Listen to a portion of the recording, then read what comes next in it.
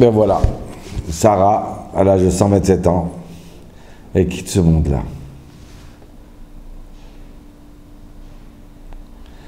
Perdre une femme, sa femme, que Dieu nous en préserve. C'est une partie de son corps.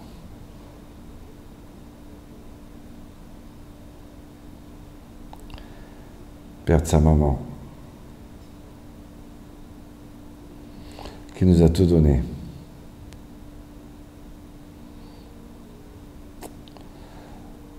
Vous savez, Abraham Avinu, il a marqué comme ça, que Vayavo Abraham Ispor de Sarah. Abraham est venu pour parler sur Sarah et pour la pleurer.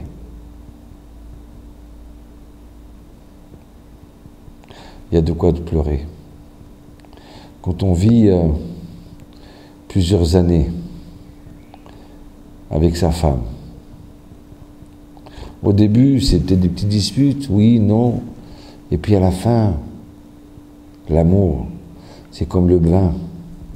Quand il est dans la Torah, il se bonifie. C'est une osmose.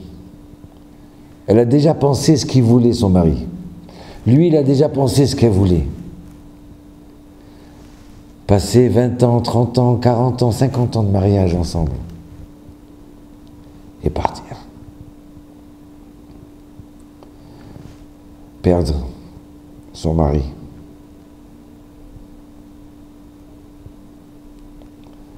C'est se retrouver vraiment seul.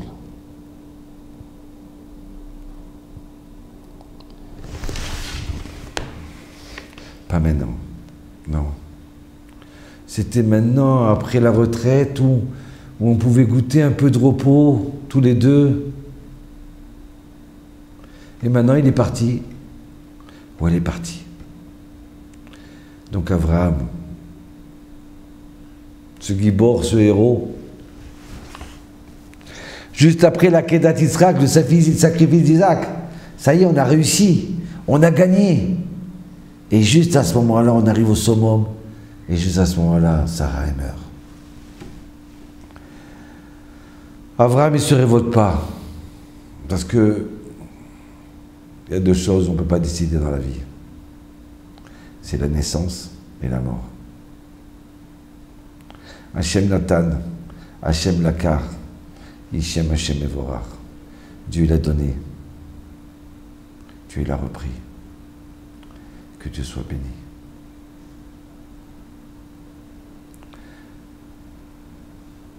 Qu'est-ce qu'on peut? On peut que accepter. On peut que se taire. C'est pour ça que les endeuillés, le premier repas, ils mangent un œuf. Un œuf qui représente le deuil, qui représente la bouche fermée. L'œuf, il est entièrement fermé, il n'a pas de bouche. On n'a pas envie de parler.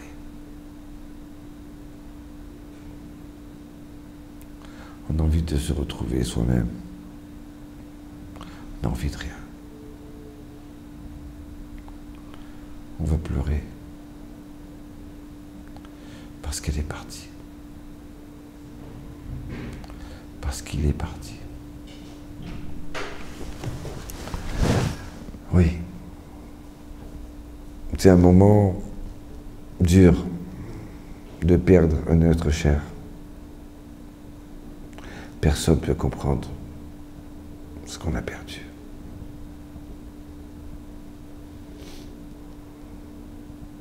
Pour une fois, qu'il y a quelqu'un qui nous aime. Pour une fois, qu'il y a quelqu'un qui nous a compris. Il s'en va.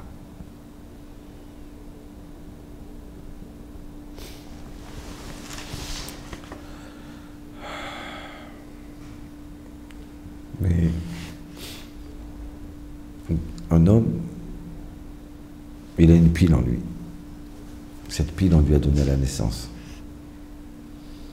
Déjà, c'est marqué. Combien d'années il va vivre? Combien de minutes? Donc, une fois que la pile elle est terminée. C'est le moment de partir.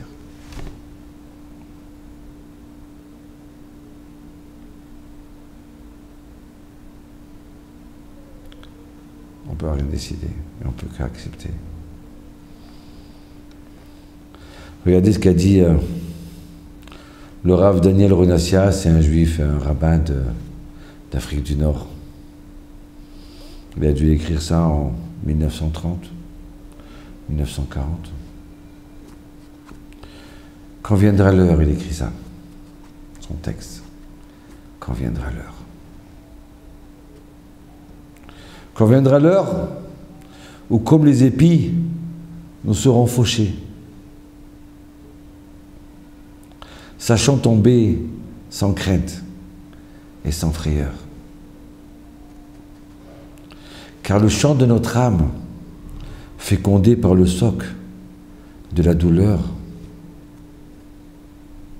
et par la rosée des pleurs, nous rendra riches d'une moisson plus précieuse que celle des champs terrestres. Quand viendra l'heure, on pleurera, mais on gardera ce comportement d'un juif ou d'une juive qui accepteront le décret. Comme Abraham a accepté envers Sarah. Il a pleuré, il a parlé sur elle, mais il a accepté. Ce qui est drôle, c'est qu'on ne parle pas de Yitzhak. Comment il a réagi quand elle est morte, Sarah, sa maman? Qu'est-ce qu'il a fait? Qu'est-ce qu'il a dit? C'est silence total. Vous savez, il y avait un chacham qui a dit, il y a la Torah quand elle parle, et il y a la Torah quand elle se tait. Même quand c'est silencieux, elle veut peut-être nous dire encore beaucoup plus que si elle avait parlé. Donc le silence de Yitzhak, qu'est-ce qu'il a fait? Qu'est-ce qu'il a dit? Ben on ne sait pas. C'est pourquoi on ne sait pas. Parce que perdre une maman, c'est tout perdre. Perdre une maman, c'est maman. On ne peut pas expliquer. Perdre une maman, c'est quelqu'un qui pense à nous. C'est quelqu'un qui... Notre maman a 5 ans. Notre maman a 20 ans. Notre maman a notre mariage. Et notre maman qui est là quand on a des enfants. Quand on a 40 ans, 60 ans, c'est toujours notre maman. Donc, la Torah, elle ne voulait pas parler de Yitzhak. Qu'est-ce que tu veux dire sur Yitzhak? Qu'il a pleuré? Il n'y a pas de mots pour expliquer la souffrance de Yitzhak. Sarah, sa maman. C'était tout. Vous voyez, ça c'est un livre qu'on a écrit sur quand on perd un être cher. Un pont vers la vie. Vous savez pourquoi? Parce que la mort, en vérité, c'est un pont qui passe d'une vie à une autre vie. C'est pour ça qu'on n'a pas le droit de se déchirer les cheveux. On n'a pas le droit de pleurer par désespoir du matin au soir, du soir au matin. Après les 7 jours, c'est interdit. On peut pleurer par sursaut. Parce qu'on se rappelle d'un moment où on était tous ensemble, c'est un anniversaire. Mais de pleurer de désespoir du matin au soir, du soir au matin, après les 7 jours, c'est interdit. On n'a pas le droit. Plus que ça, c'est dangereux pour la famille. On est obligé de se remonter, de se reconstruire, d'apprendre à vivre autrement. Alors on l'a écrit, Dieu m'a donné les forces et la chokhma pour l'écrire. fait un recueil de pensées sur le deuil. Un pont vers la vie. Comment on appelait le cimetière en Afrique du Nord? Vous savez comment on appelait? Bet Hachaim, la maison des vies, la maison de la vie. Puis j'aurais appelé n'importe quel nom, mais pas la maison de la vie, puisque c'est tous des morts. Il n'y a personne qui bouge là-bas. Alors comment c'est possible qu'on appelle ça la maison de la vie? Autre chose, comment on dit la vie en hébreu? Chaim. Comment on dit ça au singulier? Chaim. Le singulier et le pluriel est la même chose. On est obligé de dire Chaim au pluriel. Comme pour nous dire, il n'y a pas qu'une seule vie, il y a encore d'autres vies. Il y a une vie avant de venir dans ce monde-là. Il y a une vie quand on est dans ce monde-là. Il y a une vie après.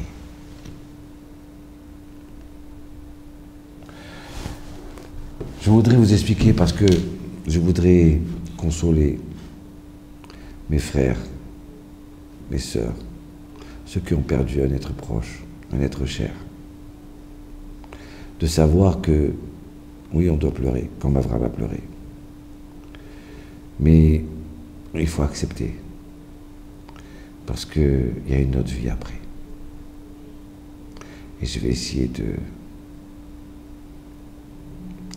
vous faire de comprendre ensemble. Le ventre de la femme, il ressemble à la terre. La terre, elle est plus ou moins ronde. Le ventre de la femme est plus ou moins rond. Un homme vit dans ce monde-là entre 70 ans et 90 ans en moyenne. Une femme accouche en moyenne entre 7 mois et 9 mois. Donc il y a des similitudes. Le Zohar il dit que quand la personne elle quitte ce monde-là, elle passe par un tunnel. Il y a une boule de feu qui l'absorbe. Et plus elle s'approche de cette boule de feu, et plus elle a une joie immense. Il y a la famille. La famille qui est morte, qui vient chercher la défunte dans la joie si elle a des mérites. Et si c'est une personne qui est méchante, qui a quitté ce monde-là, alors ils viennent la chercher dans les pleurs. Parce qu'elle a raté sa vie. Donc ils viennent la chercher dans la joie, si elle a des mérites. Et très souvent, vous regardez les gens avant de mourir, ils commencent à parler de leur mari qui est décédé, ou de leur femme, ou de leurs parents, et on croit qu'ils délirent. Non, ils ne délirent pas. Ils ne délirent pas. Ils sont venus la chercher. Dans la joie. Donc alors, eux, ils viennent la chercher dans la joie, et les endeuillés pleurent. L'enfant, quand il accouche, il va naître, il passe aussi par un tunnel. Regardez comme c'est merveilleux. Et dès qu'il naît, tout le monde souhaite Mazal Tov, Mazal Tov. Et lui, il pleure. Quand on perd un être cher, ceux qui viennent le chercher, ils sont contents. Ils souhaitent Mazal Tov dans le nouveau monde. Et les endeuillés pleurent. Et quand il naît, lui, nous on est heureux. Mais lui, il pleure. Pourquoi il pleure? Parce que son âme était en haut. Elle est descendue dans ce monde-là. Donc il pleure. Et on attend 7 jours pour s'habituer dans ce monde-là. Et le 8e jour, on fait la Brit Mila. Et il y a 7 jours de mariage. Et il y a 7 jours de deuil. Comme pour eux, s'habituer avec la disparition.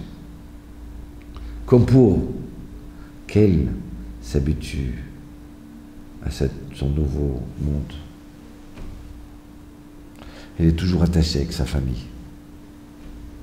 Le Zohar dit que la Neshama, pendant les 7 jours, elle descend sur sa tombe pour voir cette enveloppe, son corps, avec qui elle a vécu pendant 40 ans, 60 ans, 70 ans, 80, plus. Et elle descend dans ce monde-là où les endeuillés sont assis. Parce qu'elle est toujours proche de sa famille. Donc c'est pour ça que c'est important de faire les 7 jours.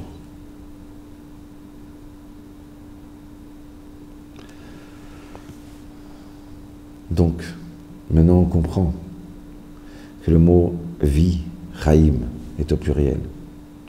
Il y a une vie avant, il y a une vie pendant, dans ce monde-là, et une vie après. Qu'Hachem efface les larmes de tout visage. Qu'il fasse revivre nos gens proches qui sont partis. Triataméti, ça arrivera un jour. En attendant que le Rav Yosef qui est parti, et que nos parents qui sont partis, qui prient pour nous, qui demandent à Hachem combien on veut être 3 heureux dans la Torah. Shalom. Maintenant, on va faire un... Attends, on va reprendre. Dernier cours.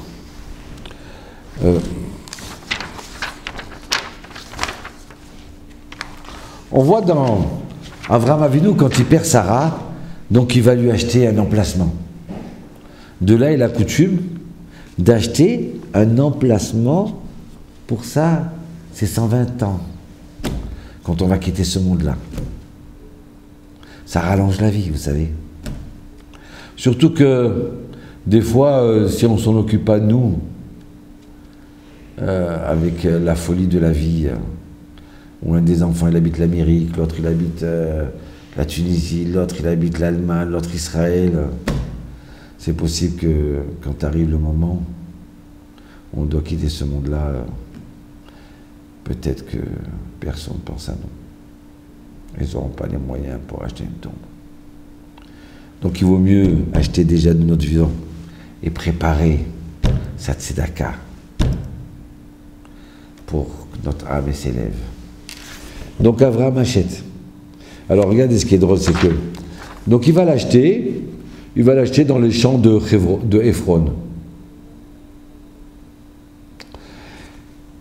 Et donc Hebron qui veut dire relier. Relier le monde d'en bas avec le monde d'en haut. C'est là où la Neshama, quand elle quitte ce monde, elle passe. Elle arrive en haut. Donc alors il arrive à Hebron, et il demande à qui je voudrais acheter cette grotte-là. Il a senti que ici, il faut que je vous raconte ce midrash extraordinaire. Avraham Avinu, quand il recevait des invités, quand il a reçu les anges, il a couru après le bétail pour en faire la shrita et le cuisiner, il l'a porté aux anges à manger. Et voilà que cette brebis, elle s'est sauvée. Et lui, il court après, il court. Et cette brebis, elle arrive jusque dans une grotte. Et là, quand il arrive dans la grotte, il sent une odeur. Mais quelle odeur! J'ai jamais entendu, jamais senti une odeur extraordinaire. Mais c'est une odeur extraordinaire. C'est l'odeur du Gan Eden, du paradis. Et il sent une sainteté extraordinaire. C'est là que sont enterrés Adam et Ève. Adam et Ève. Adam et Chava. Donc maintenant qu'il a perdu sa femme, il sait où c'est qu'il va l'enterrer. Sa femme, qui était une femme extraordinaire. Donc il veut la respecter, il veut continuer à l'aimer. Il veut l'enterrer dans le meilleur endroit dans le monde. Regardez comme la Torah, elle fait grandir les femmes vertueuses. Avraham va chercher une tombe pour Sarah. La grotte de Maharat Amarpela, Kriyat Arba, Hebron. Donc alors, il va demander à Ephron, à qui appartient ce champ. Et Ephron dit, mais toi, tu es un roi, un prince, toi, Avraham, prince des peuples. C'est un honneur pour moi que tu veux ma grotte. Je te la fais cadeau. Qu'est-ce que c'est? Avraham lui dit non. Combien ça coûte? Mais quoi, 400 shekels de pièces d'or, c'est rien entre nous. Et voilà que directement, Abraham lui donne les 400 pièces et il achète la grotte pour Abraham, pour Sarah. De là, on apprend plusieurs choses. Pourquoi il ne discute pas du prix? Qu'il a qu'à dire, ah, tu veux me faire gratuit? Bon, écoute, je t'achète pour 200. Tu dis qu'elle coûte 400, je t'achète pour 200. Abraham ne discute pas. Vous savez pourquoi? Le Chida, il dit que Abraham, il n'a pas discuté parce que c'est une mitzvah d'acheter une tombe. Et comme c'est une mitzvah, je ne veux pas discuter le prix. Parce qu'en vérité, cette mitzvah vaut beaucoup plus, elle vaut des milliards. Donc, si maintenant je vais discuter le prix, je vais lui casser la valeur de cette mitzvah-là. C'est pour ça que le Harizal, quand il a acheté son loulav, quand il a acheté sa mezouza, cette filine, il disait, combien ça coûte? Tiens, prends, ce qu'il y a dans le portefeuille, prends, sers-toi. Je peux te faire un prix, Rav. Je ne veux pas de prix. Chas v'shalom. Tu veux faire un prix pour des chaussures, peut-être, mais pas pour des filines. Deuxième raison, c'est que, en demandant un prix, on pourrait donner la force à l'impureté à se coller à la mitzvah. Je la veux 100% bonne, la mitzvah. Je ne veux pas de prix. C'est pour ça qu'Abraham, il a payé content. Mais regardez ce qui est drôle. C'est que si vous voyez dans le Passouk, le mot Ephron s'écrit Aïn, P, Resh, Vav, Nun. D'accord? Et voilà que il y a marqué dans le paragraphe, dans Genèse, paragraphe 23, verset 37, que Abraham, il a donné à Ephron, le mot Ephron est écrit, le nom Ephron écrit en entier, il a donné à Ephron l'argent. Et voilà que d'un seul coup, le mot Ephron, il manque une lettre, il manque le Vav. Ephron reçoit l'argent et se dit, ah, je voulais lui faire cadeau, il m'a payé, tant mieux, j'ai gagné de l'argent, je l'ai arnaqué, c'est bon, j'ai gagné, j'ai gagné. Qu'est-ce que tu as gagné, Ephron? Tu es un menteur, tu es un bandit. Tu as dit, je te la fais cadeau à un prince comme toi, un homme saint, cadeau, je te fais cadeau. Et après, dès que tu as vu l'argent, tu voyais plus clair, tu as pris l'argent. Quand tu as vu Abraham, tu as vu la sainteté d'Abraham, tu voulais lui faire cadeau. Mais dès que tu as vu la matière, le matériel, l'argent, tu étais ébloui, tu as vu que l'argent. Tu voyais plus la sainteté d'Abraham. Tu as pris l'argent. Et on pense en prendre et gagner. Ah, tu as gagné 400 shekels, oui. Mais tu as perdu une lettre de ton âme, le Vav de Ephron. Tu es rentré chez toi tout content, mais tu es devenu, sans le savoir, un peu plus animal. Tu croyais gagner. Mon cher Ephron, tu as perdu. Perdre une lettre de son nom, c'est une partie de son âme. Le nom, le prénom d'une personne, c'est très important. Chaque lettre a sa place. Chaque lettre est là pour illuminer la neshama, l'âme de la personne. Abraham, il s'appelait Avram. Sarah, elle s'appelait Sarai. Elle s'est fait appeler Sarah. Elle a reçu le « et ». Abraham, il lui manquait le « et », il lui a rajouté le « et ». Et toi, Ephron, tout content, tu rentres chez toi, avec l'argent plein les poches, mais tu as perdu ton âme. Qu'est-ce que tu crois que tu as gagné? Tu croyais que tu as gagné, tu as perdu. Et Abraham, il ne pensait pas perdre. Parce que pour lui, l'argent n'a pas de valeur si ce n'est de faire les mitzvot. Donc si ça coûte 400 pièces d'or, c'est pas important. Je veux acquérir le Gan Eden, l'endroit de Adam et Chava. Je veux acquérir une partie de la terre d'Israël. Comprenez? Donc il y a des gens qui pensent gagner et qui perdent. Il y a des gens qui perdent, en fin de compte qui gagnent. N'oubliez pas, c'est un grand jeu dans la vie. qui perd, en vérité, gagne. Et qui gagne, en vérité, perd. Je vais terminer avec une petite blague. Il y avait un jour un non-juif qui travaillait avec un juif. Il le voyait qui réussissait dans toutes les affaires. Alors, je voulais l'imiter. Je veux faire comme toi et tout. Je vais comme toi. Il ne le lâchait plus. Et voilà que le samedi matin, ce juif, il va à la synagogue. Alors, il dit, ah non, mais je vais avec toi. Mais non, mais toi, c'est pour les juifs, ça. Non, non, je vais. Toi, où tu vas, je vais avec toi. Donc, il rentre à la synagogue. Et à ce moment-là, ils vendent la mitzvah d'ouverture du Echal. D'accord? Et le juif, il dit 50 €. L'autre, il dit 60. 100 €. Alors le gars dit quoi? Le juif, même là, ici, il achète, mais ça vaut le coup. Donc il s'est monté à 260, 300 €. Et d'un second, le gars, il dit 300 €, 400 €. Alors il dit 500, 600, 1000 €. S'il achète, c'est que ça vaut le coup. Il a acheté. Alors, une fois qu'il a acheté le goy, tout content, il s'approche de son ami le juif et dit alors, j'ai acheté 1000 €, alors dis-moi c'est quoi que j'ai acheté? Qu'est-ce que j'ai gagné là? Il dit ben c'est l'ouverture du Echal, du porte. Quoi? Mais tu vas me dire que j'ai perdu 1000 € pour ouvrir des portes? C'est ça que j'ai gagné? Eh oui, tu n'es pas juif, tu ne peux pas comprendre. Ouvrir les portes du Echal pour que le Sefer Torah il sorte et qu'on lise dedans. Alors il s'est mis à pleurer et le juif s'est éclaté de rire. Il faut savoir où il faut gagner et ne pas perdre. Les trop hautes, bonne chance.